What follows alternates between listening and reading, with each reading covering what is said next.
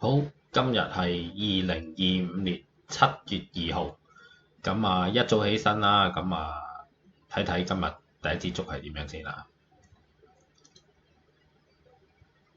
我呢個圖係5分鐘圖嚟嘅，第一支竹好明顯係陽燭啦，都係會睇好嘅，一路都係等佢真正開市，就係9點30分啦，係啦。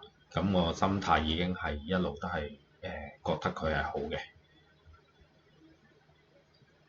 好啦，第二支竹都係陽燭，就開始部署係啦。第三支竹出埋，呢度就可以當其時咧，我就喺群組裏邊咧就發出一個320B，即係喺24320嗰度咧就做一個買入嘅動作嘅。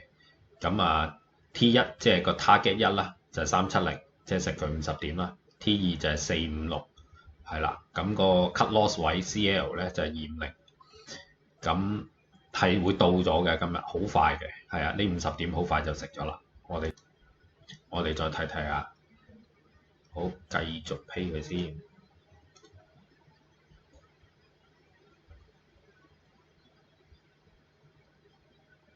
係啦，佢第四支竹開始落上翻去就唔上啦，第五支竹就完咗。其實佢係基本上一買隔2-3分鐘就食咗㗎啦。